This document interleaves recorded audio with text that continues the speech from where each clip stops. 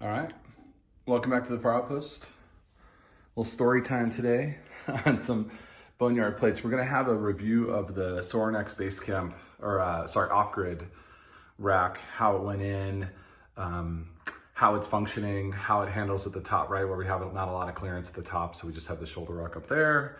I've got the plastic bar protectors coming in. Sorinex shipped those. They'll be here in a few days, and then I'll put those on, and then I'll do that. But for today, I saw Basement Brandon.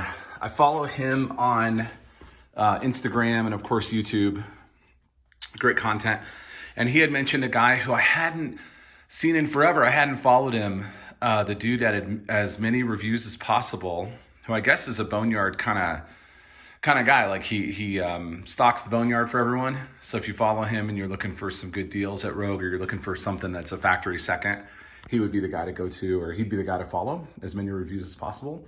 But again, Basement Brandon tagged him, and so I went and checked it out. But he listed that for the first time, Rogue was listing deep dish plates as Boneyard. So they were pretty cheap. All four of these shipped to Colorado were $350, which I think is fair. You know what I mean? I'll put the price per pound in the description of the video, but I thought it was fair. They have an airbrushed mark on them, probably to keep people from trying to take them directly to Facebook Marketplace and sell them as new. And they have a etched, which I actually think is kind of cool. They have an etched Boneyard logo on the back of the plate. That's pretty cool, I thought. So I weighed all of these. They all weigh between 44.9 pounds and 45.2 pounds. So tolerance is not an issue. These are all fine. One of them, so basically what I'm saying here is that these are cosmetically imperfect. They're not a tolerance issue. They weren't a bad cast. They are not sending out 46-pound weights. At least in the four that I got, they're not sending out that.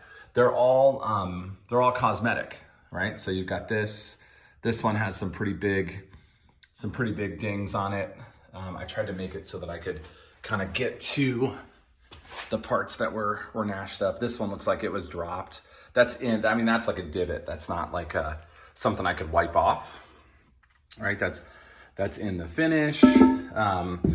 This one actually is the nicest one. It just had a scratch on the back. It looks like it probably fell off the, like all of these probably fell off the conveyor belt, right? And as they hit the ground, they suffered various damage. And so they just kind of boxed them up and sold them. But here's the deal. These are metal plates. These are steel plates that are going on a bar in a sport where they're lifted and dropped. I don't understand. I get that the world's different now and everybody wants things to be pristine, right? They want to keep everything in perfect shape. But the point is to use this stuff. So I didn't see anything here that I thought was egregious. If I had gotten one new that had that mark, it wouldn't even occur to me to be a problem, which is probably dumb on my part, but it just wouldn't even have bothered me. You know what I mean? So insanely happy with this. If you're looking at getting these plates, I'm gonna go ahead and give them 2 thumbs up simply because cosmetics don't matter on steel plates, in my opinion. And they're great. Let me spin one around here. We already painted one up with the Far Outpost colors. I think it looks pretty sick. I'm glad that they did the white airbrushed Boneyard in white, because it matches the gym colors. If you got a blue and orange gym, just know that you're gonna have to deal with that. and I'm waiting to see who's gonna grab 20 of these, try to paint over that, or try to scrub it off, and then throw these on Facebook Market as new. I think if you're one where it's just kind of like some marking on the back and stuff, and you're selling it on Facebook Market, I think you could say that came from your home gym and you were fine. I know that's shady, but I just can't imagine that someone looking to buy weights nowadays is going to worry about that. Just my opinion. I'm not selling these. I'm keeping them. I wanted to get up to 315. A lot of you guys know I've been talking a lot about my goal of benching 315. I took a year off and did nothing but triathlon last year, lost a bunch of weight. And this year, I'm getting back to it. I'm getting back to trying to get to 315. So this will make me feel like, I don't know. It'll make me feel like an old-time lifter. Anyway, have a great day out there. If you have any questions, leave them in the comments. But again, super happy with this. Just cosmetic stuff. I will say that one of them had an imperfection in the actual sleeve.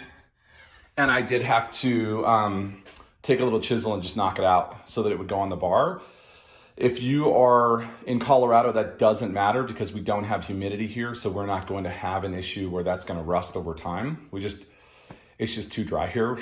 But if you're on the East Coast and you're unlucky enough to get one that has an imperfection in the sleeve, in the sleeve hole, there might be a better way to do that. Or you may be smarter than me, right? Or more experienced than I am, and you just knock that out and then paint it with some, I don't know. I mean, look at these, like these guys are pretty banged up, right? And people have those plates all over the planet, and I assume they're fine. So there you go. 2 thumbs up. Have a great week, everyone. Hope you're doing well. Again, sometime next week we'll do the off-grid bar holder review. Thanks for stopping by.